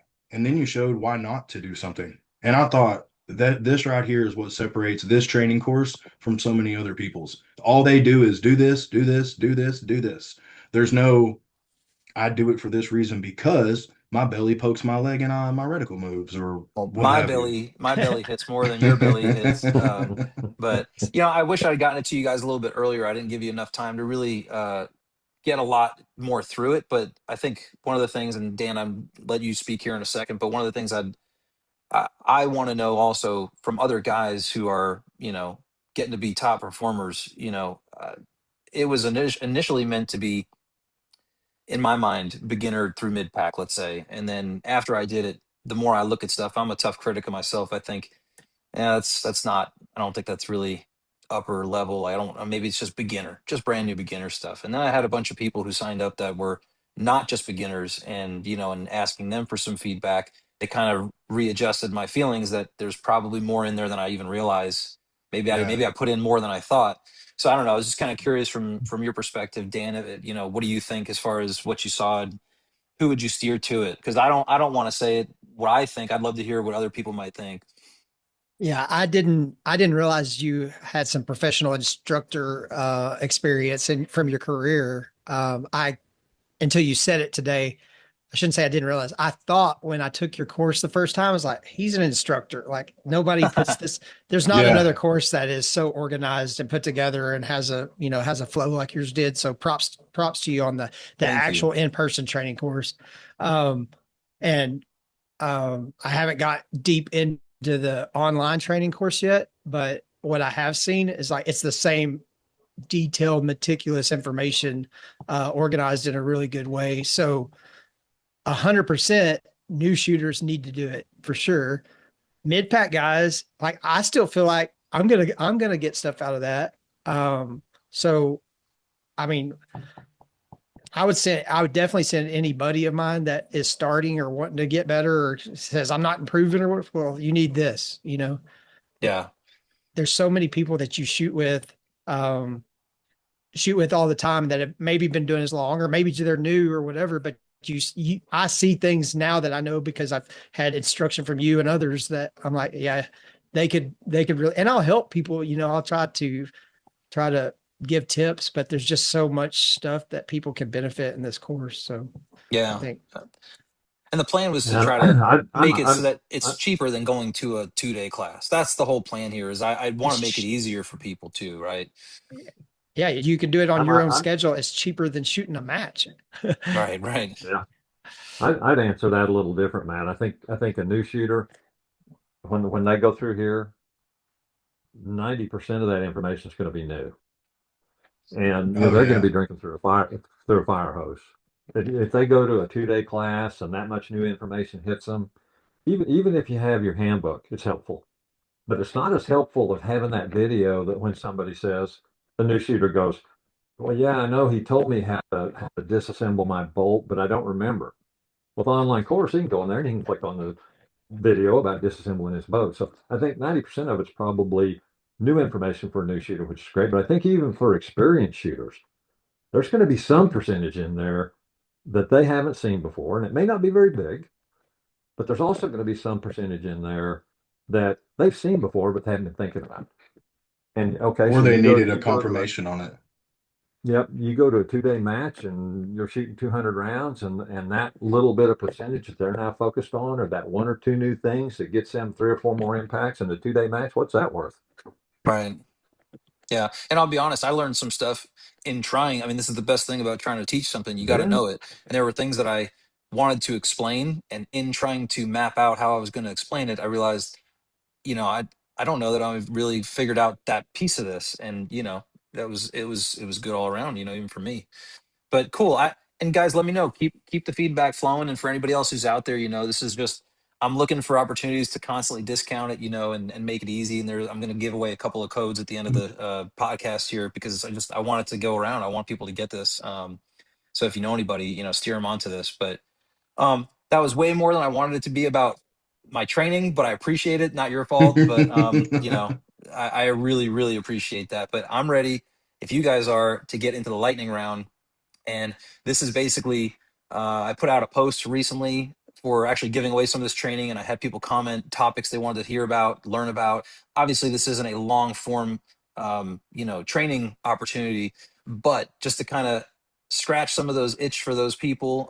I got a list of questions here. I'm going to give each one of you guys a minute and a half on the clock for each question.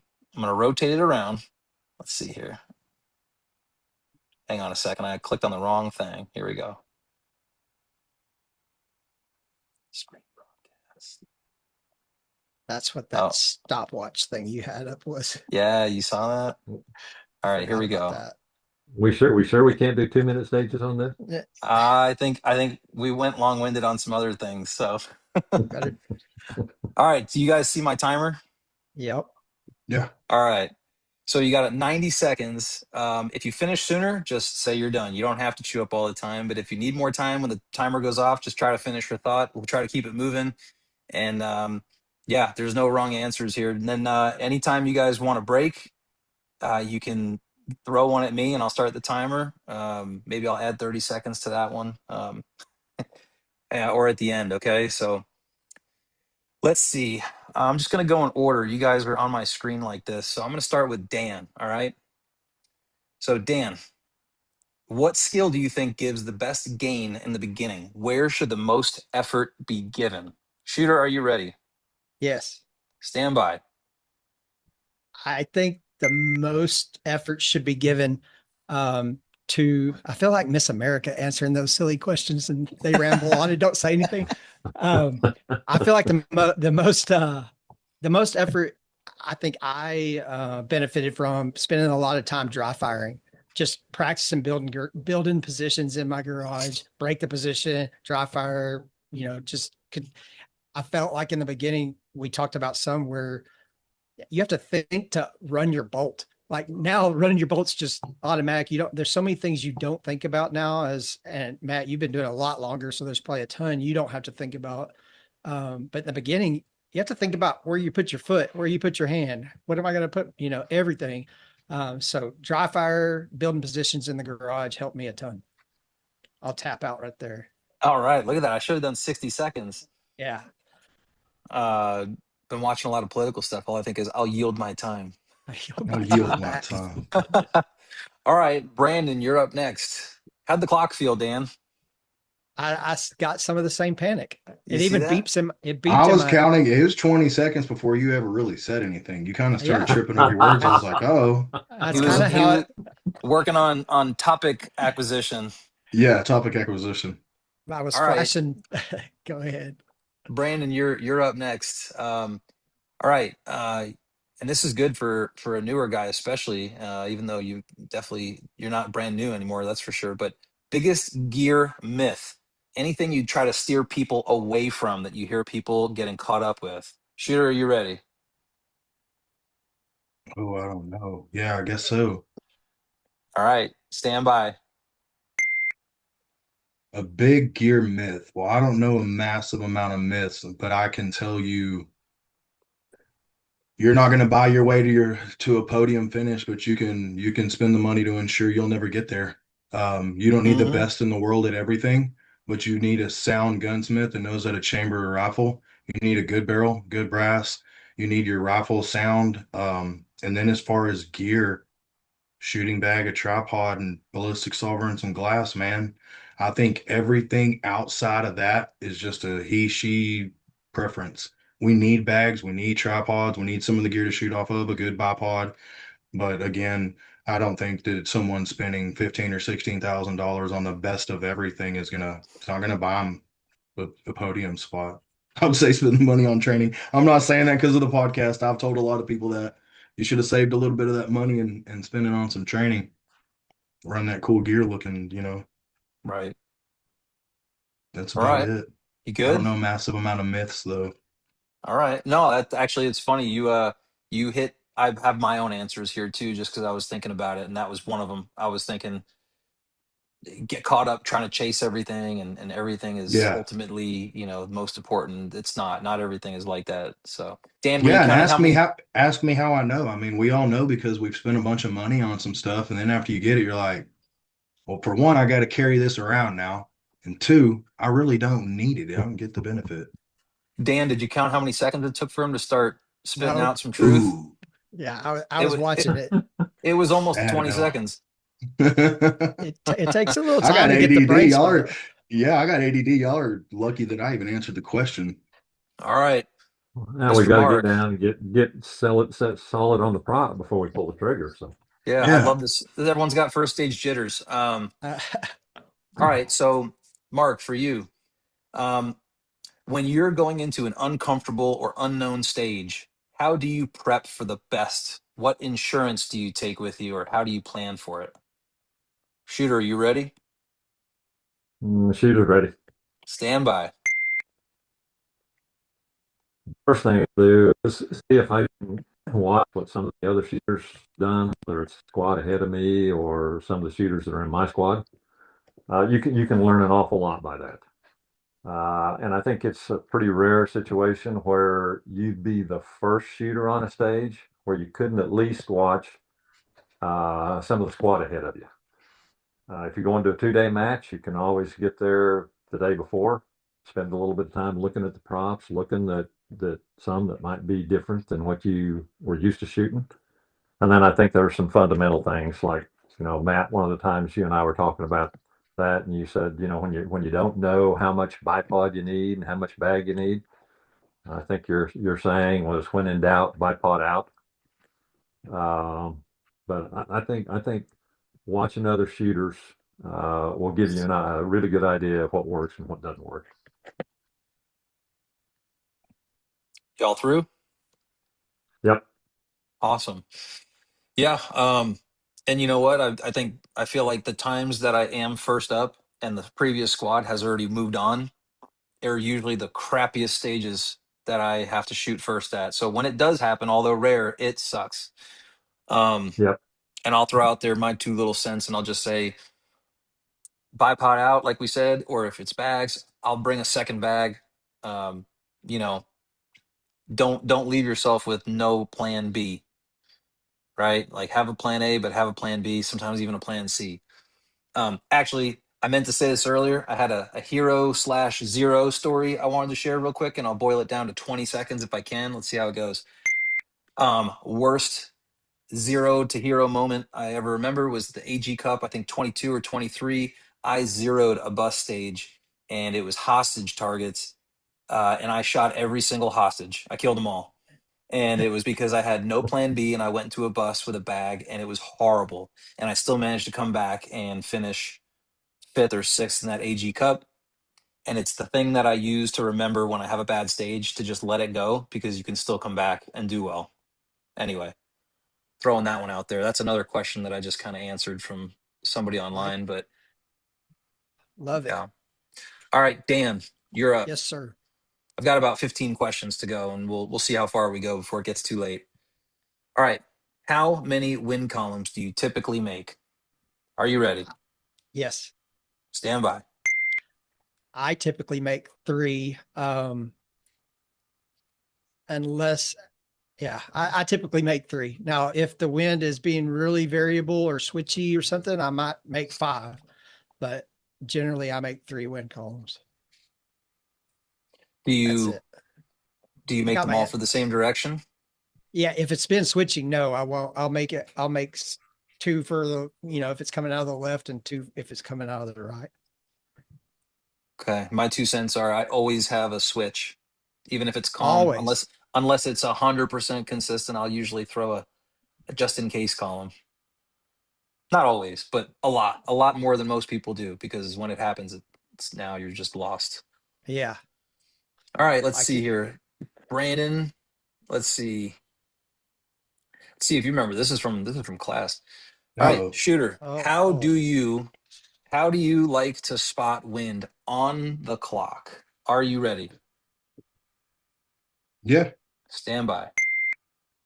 Well, first off, this is just a personal question. How do I like to spot wind on the clock? I watch Mirage a lot. I had a great optic and I broke it, so I'm using my other optic. Since I've gone back to it, I don't see Mirage as well, but I watch vegetation. If there's any grass in front of the target, I will for real use that as a cheat code. Um, but I try to watch Mirage. Down in the south, there's usually a lot of Mirage. Okay. Is that it? Yeah, All right. vegetation around the target, Mirage. All right. Mark. So sorry, before you come to me, what's your answer to that? Yeah. I was just about to ask you the same thing. Hold up, you ain't getting out that easy, man. Yeah. I All think this right. is like pro versus Joe. We say what we Yeah. do, and then you say what the pro does. All right. So here, that's your first. You're throwing me on the clock. So let's do a regular one here. I'll answer the same one. You ready? Yeah. Shooter, I am ready. Um, all right. So spotting wind on the clock. Again, prep comes into play here. I've already decided what I'm going to look at on the clock while I was preparing for the stage. Um, Looking at the target itself would be priority number one, because if you can see grass, mirage at the target, obviously that's the most efficient.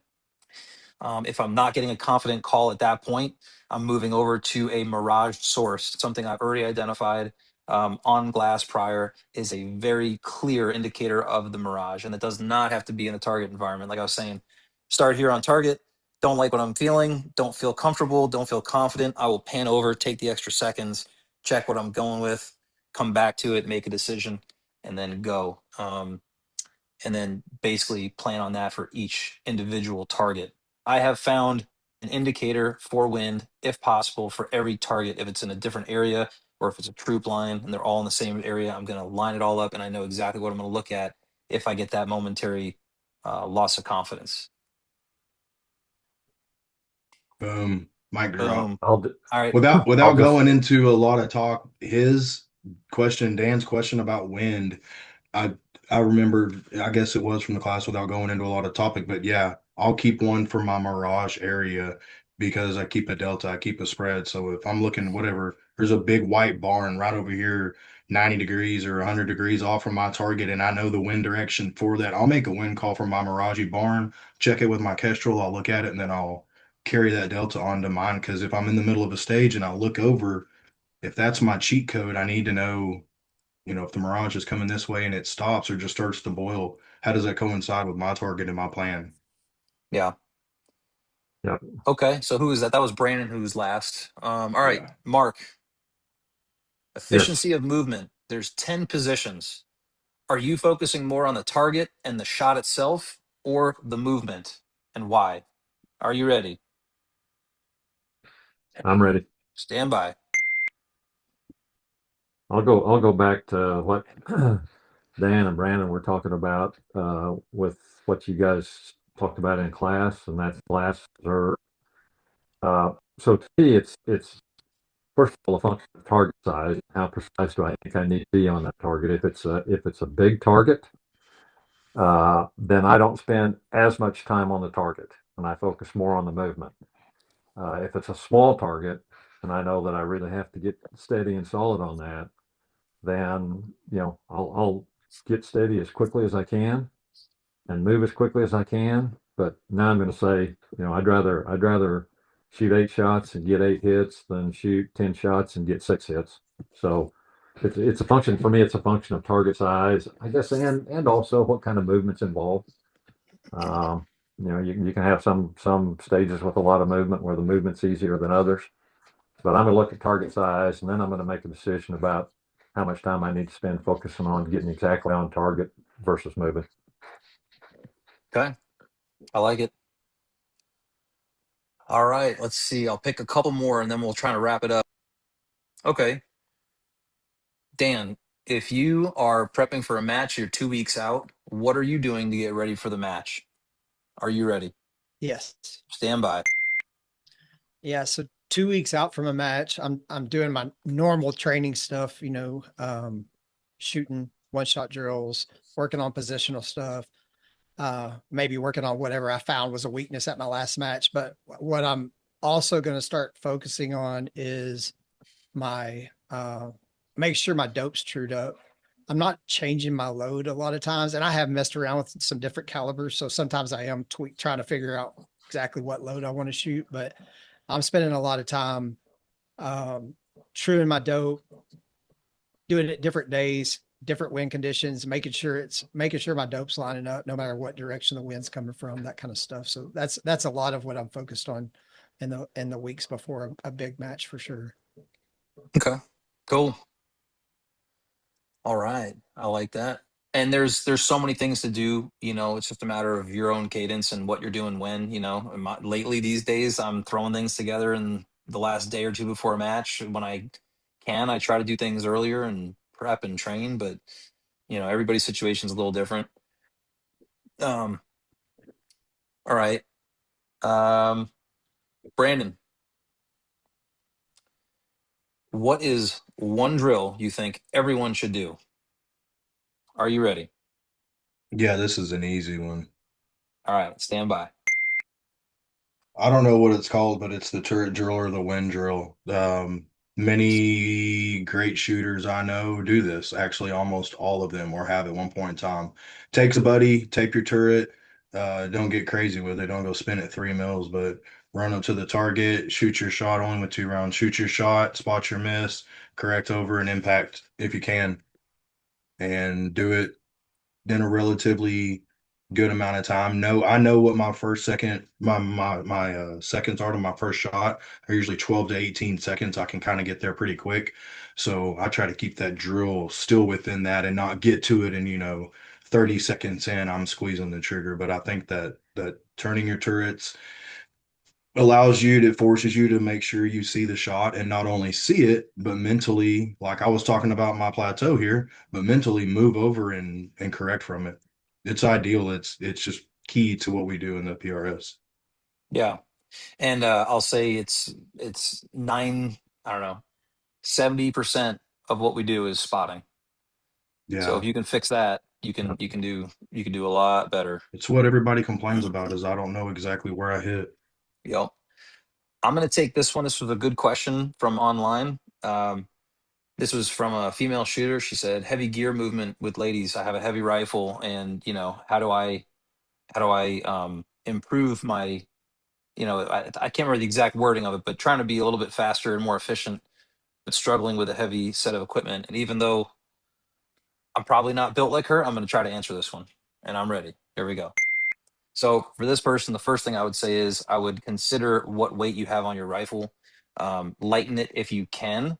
I would say that I've not seen a lot of huge gain or benefit from moving a rifle from, let's say, 19 pounds into the low 20-pound range. So if you're over 20 pounds or mid 20 pounds and you want to come back a little, you definitely have some room. And technique can overcome a lot of that extra mass that you won't have, and that'll make it a lot easier to manipulate the rifle moving around in props. If you have a longer barrel and you have the ability to try a shorter barrel in the future, shorter barrel, less weight further out front also will help you maneuver the rifle better. It depends on your load and what works for you in that area. If you go too short, it may not give you what you want on the performance of the rifle. Also, when you're moving between positions, I see a lot of people, especially if it's a lot of equipment or heavy, and it takes a lot of effort to move it. A lot of people try to do it all at once as if that's easier, and I actually think it's better to be more methodical about lifting the rifle, saddle it into your body, and use your body as an anchor point, and then grab your bag and move the two independently of each other. And in those movements, instead of um, focusing so much on the footwork, because if you're, let's say, I don't know who this woman is, but let's just say, oh, it's 90 Oh, seconds. I was time's out. thinking 2 minutes. I'll finish my thought. If you focus more on putting the rifle in or the bag and the rifle down in the right position, I wouldn't focus so much about on the footwork. That will follow. It's the lack of confidence in knowing where you're going with your equipment that slows people down. So hopefully those tips help that person. In And I'm your the only defense, one. that's not a short question. That's not I a, yeah, well, I it's did my really best. not. You timed All right, out. who Quit is next? I'm sugarcoating I'm it. gonna do I'm gonna do one more. Who is next? Mark. Yeah, I think it's me, Matt. All right, here's the last one. This is a good one. I love this one. Um, all right, if you had to choose three things that you had to change right before a match and go blindly into a match. This is complicated, but follow me. Which equipment confidence would you sacrifice? Your choices are a half MOA rifle, a reliable scope, your choice of support bag, a ballistic solver, and neck tension.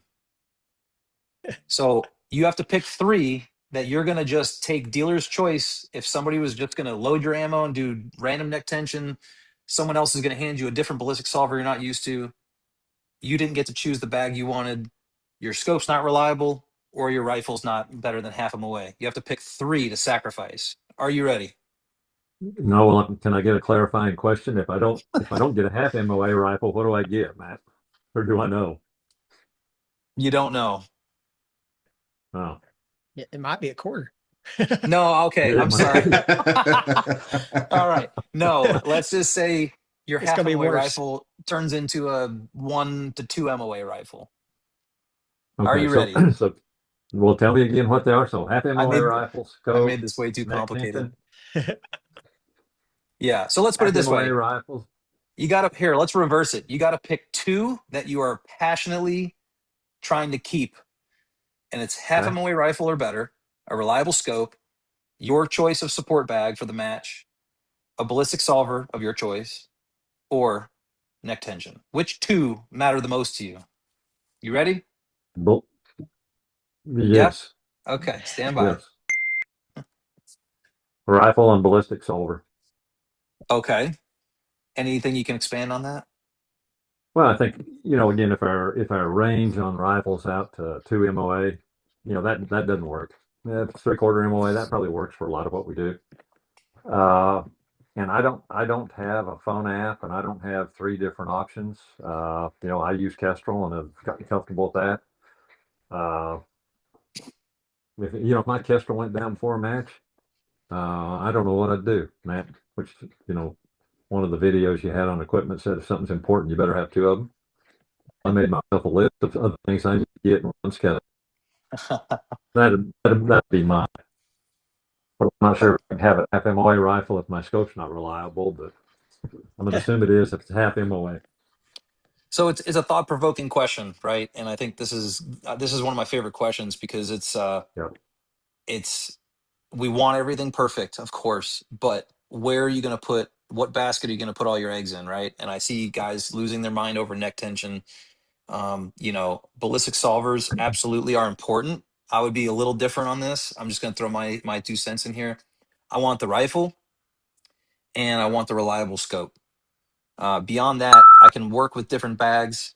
Um, Ballistic solver, you may not have a phone app, but I've used a phone app before, and if I use them side by side, they are so dang close. I wouldn't be afraid to use a different solver. Neck tension is almost a joke because so many people do stuff like that till it's 2 o'clock in the morning. And although it's important, it's probably not as important as a lot of people think it is for different things that we're doing. And bag choice, I have a very intimate relationship with my shooting bags. I know how to use them properly. It's very important to me. That would be a very close next one. I don't know. Do you guys agree? This is kind of the end of it, but I agree Yeah. on the bag, and I think with neck tension, man. I've never tested it, but I've taken for practice rounds. I've taken brand new brass that I haven't run a mandrel in, and I can tell that the neck tension is way more than brass that I've sized and run a mandrel in, and I haven't noticed any degradation in accuracy with that. yeah. Well, and there's definitely a point where it matters, but just when Sure. you're triaging what's important in this thing, I think that's something a lot of people get lost in, and what's the most important. We kind of touched on that a few times tonight. So, um, anyway, that's really fun. If anything, I could do a whole podcast in the speed round. I really like that, and yeah, I'm sorry this Speed went round's kind of nerve long. wracking. Oh, I love it. Are you guys who's sweating a little bit? I think you guys were a little Yeah, Oh I yeah, shaken up was. on the I first was one. real Yeah. nervous. And I think um, I think we saw the difference between the amateur shooter and the pro when you answered that question about what you look for with wind on a shot. Oh yeah. Well, and I've been looking at this stuff, so I had a leg up on you guys. But um, Yeah. yeah. Anyway, so that was fun. I would probably do that again. Well, that and I use a lot of what I learned in the class now on the clock and especially in matches. So I couldn't say what I do without just vocally saying, "Hey, well, the best thing I learned in your class, man. Here's what it was." Well, So little bit kind of of want to throw sauce. That's those all things right. out there. Yeah. Yeah. No, that's all right. And you know what? At the end of the day, it's not such proprietary information. If you're helping another shooter and stuff, like spread it around. Like again, that's how I found a lot of this information on my own, right? But yeah, now that we're not shaking anymore from the clock, we'll try to wrap this up a little bit. May have to make this a two-part podcast at this point, but had a good time. A couple more things for anybody, just stick around. A couple of discounts here at the end, but thank you guys for being a part of this. This was super fun, very cool. Like I said, I'm excited to watch you guys keep going in this thing and just how fast you've come up and everything. And it's been a pleasure to work with you. For anybody who has questions in this stuff or about training or anything, for me, reach out through my social media or my website, contact. And of course, anytime if you see me in the wild, come talk to me. I definitely don't mind chatting with you guys, trying to help you out, and usually full of free tips in in the flesh. And I won't totally speak for you guys, but I think you probably can approach any of these three gentlemen and probably get quite a bit from them too. I think we all respect just the amount of good guidance that we've gotten along the way and like to pass it along. Would you guys be I'll agreeable stop. on that? I'll answer someone's question while I'm on the clock sometimes. I've had so many people pour into me and spend so much time and effort helping train me that I for sure try to pass it down. Yeah, this Yeah. Yeah, such a good community.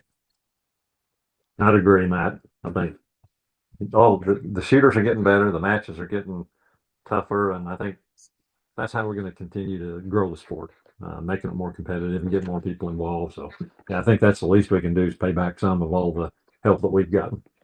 Yeah, that's great. And I guess just a big reminder, if you take anything away from this entire thing, what I would suggest is keep this in mind. Um, the difference between where you might be at and where you want to go is usually not raw talent. It's usually a combination of these puzzle pieces, and good guidance, lots of reps, and done correctly, and not just swinging for the fences without knowing what you're doing. So, Yeah. if you're not where you want to be, a little bit of training, don't get discouraged. A little bit of training will probably get you there. Like I said, I'm one of your options out there. These guys have done multiple different things, and I would think everything would be beneficial to people. So whatever your choice is, this was the whole point, was just to emphasize how much it might have made a difference in some of these shooters' lives and their progress. So um, that's pretty much it. I'll share the love here at the end. I'll say for the first 10 people who get into that training, if you want to book my online course, code POD10 for podcast, POD20. I'm sorry, POD20 will get you 20% off my online course. And for the next 20 people after that, POD15 will get you 15% off the course. So if you're interested in that, check it out. Get in there for save yourself a little, almost $100 on the course. That's all I have for now, guys. Anything else you want to say? I've kept you so long. This has been awesome. Maybe in future podcasts, I'll have a better, awareness on the time. But I enjoyed it. Anything you guys want to say? Speak freely.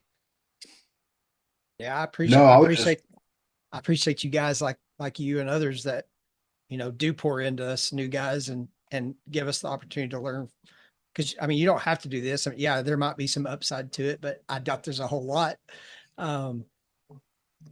Especially compared to the effort you're putting in. So thanks for taking the time to do it for sure.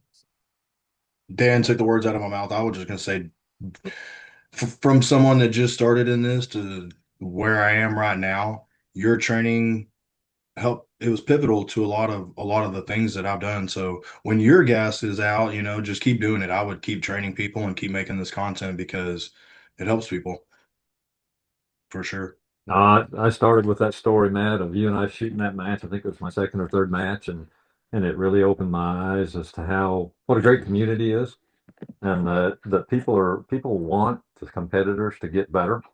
And so it was inviting, and that encouraged me to keep going. And even though there was a heck of a lot I didn't know, it gave me a pretty good idea that there might be a path to at least get some of that knowledge. So I really want to thank you for being so open and helping people and putting some great courses together. Thank you guys. Really appreciate the kind words. And I'm not the only guy out here that does stuff like this.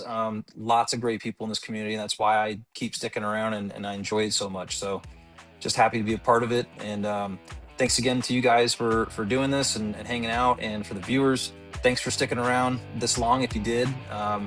So Caruso and company signing off.